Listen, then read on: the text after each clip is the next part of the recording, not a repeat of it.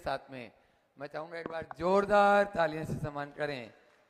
और यदि हाँ, पुष्पेंद्र जी बांदा और राजेश जी सूतवाले तो साथ में ही, राजेश जी सूतवाले, पुष्पेंद्र जी बांदा आ जाएं, नवरत्न परिवार, और गिरीश जी का सम्मान, और उनके साथ में जितने भी और भी लोग हैं उनका भी सम्मान कर दें। आप लोग तालियों में ट्रांजिशन करें। आगामी अभी जो प्रवचन श्रृंखला स्वतंत्रता से संपूर्णता तक 15 तारीख से 24 तारीख तक यहाँ पर जो होने जा रही है, उसमें इन युवाओं का बहुत बड़ा योगदान होना है और दे ही रहे हैं। बस सबको लाने की आवश्यकता है, सबको जुड़ने की आवश्यकता है, और निश्चित रूप से जैसे गुरुवर का सपना है उससे भी कहीं अधिक ये लोग जुनून बनाकर बैठे हुए हैं। एक बार जोरदार ताली बजा दीजिए। गिरीश जी शर्मा अपनी बात भी आपके सामने रख रहे हैं।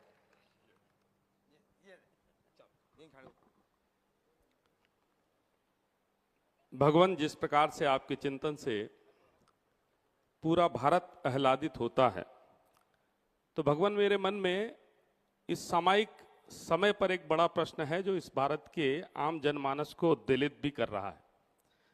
भगवान, इतिहास गवाह है कि तक्षशिला और नालंदा के विश्वविद्यालयों से लेकर समुद्र पार तक फैले हमारे व्यापार मार्गों में संपूर्ण विश्व भारत की संपन्नता को मानता था।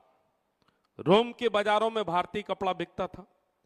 चीन कहीं ना कहीं हमारी औषधि और हमारे मसालों पर निर्भर था।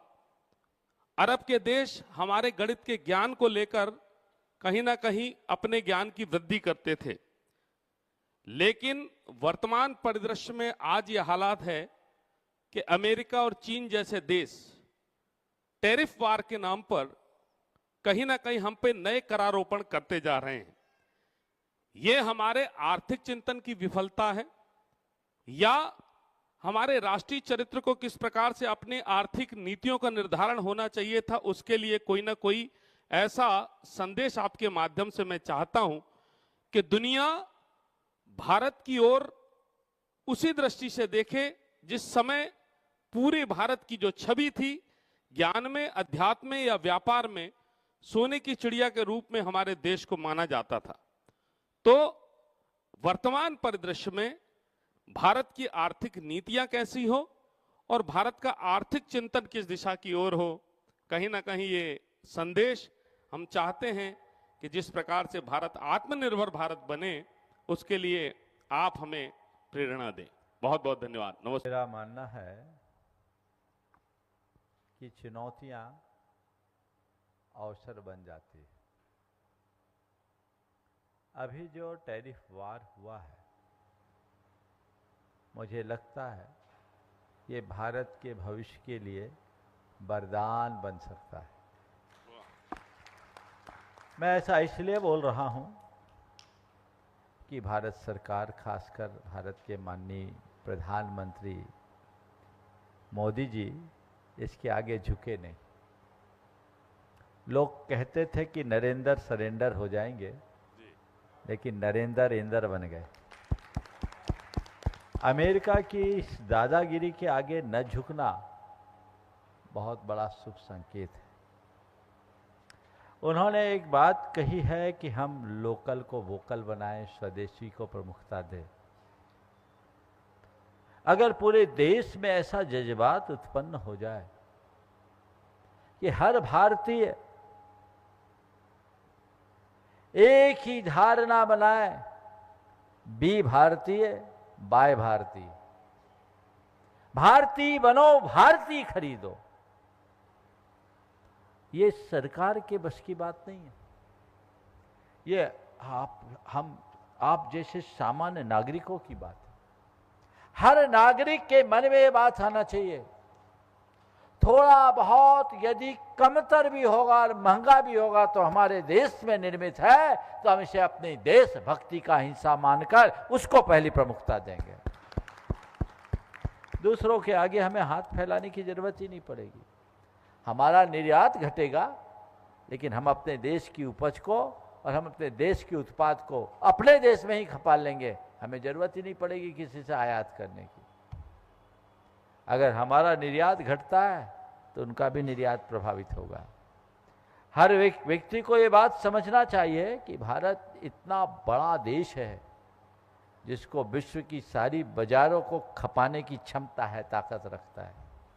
भारत की इसी ताकत के परिणाम स्वरूप पिछले दिनों आए हुए मंदी पे भारत की सेहत पर कोई असर नहीं पड़ा, क्योंकि भारत की अर्थव्यवस्था अंदर से सुदृढ़ है।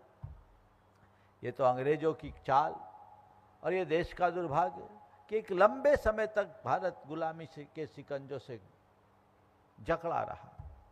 इन्होंने हमारी सारी व्यवस्थाओं को चरमरा दी। भारत जो विश्व की सबसे बड़ी आर्थिक शक्ति नहीं, आध्यात्मिक शक्ति भी था, उस ताकत को इनने नष्ट भ्रष्ट किया और सोने की चिड़िया को छत विक्षत कर दिया। लेकिन वर्तमान समय मुझे भारत के स्वर्ण युग के रूप में दिखता है और भारत अब आगे बढ़ रहा है। गुरुदेव हमेशा कहते थे, भारत जिस दिन प्राचीन भारत को अपना आदर्श बनाएगा, उसी दिन भारत पूरे विश्व में फिर से अपनी पुरानी प्रतिष्ठा को प्राप्त कर लेगा। भारत की पुरानी व्यवस्था को स्वीकारना है। हमें घर घर में कौशल को विकसित करना है। और एक बात और मैं कहूँगा, नई शिक्षा नीति में इनमें बहुत सारी बातें को जोड़ दिया गया है, लेकिन अब एआई का युग आ गया है। एआई टेक्नोलॉजी बहुतों को बेकार कर देगी। इसमें यदि कोई जिंदा रहेगा तो केवल वो रहेगा जिसके पास स्किल है, जिसके पास कौशल है, जो कला और गुणों से भरा है, वो कभी भूखे नहीं रहेगा।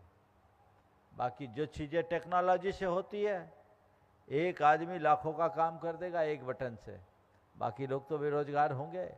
आज टेक्नोलॉजी के क्षेत्र में लोग बहुत आगे बढ़ रहे हैं और ये सोच रहे हैं कि हम अपने जीवन को बहुत सुरक्षित बनाने जा रहे हैं। ये भूल है। 10-20 साल बाद यदि टेक्नोलॉजी इसी तरह आगे बढ़ती रही तो लोगों को रोटी खाना भी मुश्किल हो जाएगा। अगर वो कला और गुणों से संपन्न होगा तो कुछ काम ऐसे हैं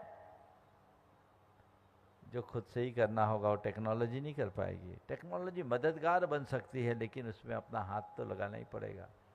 तो हमें उन्हें सिखाना चाहिए और भारत के बाजार में भारतीयता को प्रमुखता देना चाहिए। भारतीय लोगों को चाहिए कि भारतीय कंपनियों के उत्पाद खरीदे, भारत में खरीदे।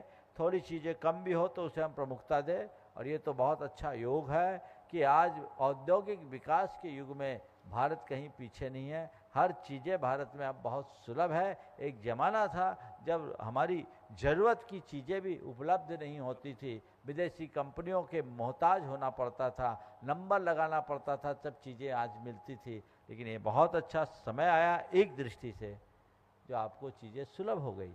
अब आपको अपनी चेतना को जगाना होगा, अपने भारत के प्रति अपनी सांस्कृतिक निष्ठा को जगाना होगा। मेरा देश महान है तो मेरा देश तभी महान बनेगा जब उस महानता को मैं आत्मसात करूंगा। तो बस हम भारतीय हैं तो भारतीय सामान खरीदेंगे, विदेशी नहीं खरीदेंगे। बंद कर दो। अमेरिका का कितना सामान भारत में आता है? मैं समझता हूँ जितना भारत निर्यात करता है, आयात में भी कम नहीं होगा। मुझे आंकड़ा नहीं मालूम क्योंकि ये सब चीज़ें मैं देखता नहीं, लेकिन भारत में अमेरिका से आयात भी तो बहुत सारी चीज़ें होती होगी। क्यों ना हम उनका विकल्प रखें और दूसरे देशों से हम चीज़ें मंगाना बंद करें।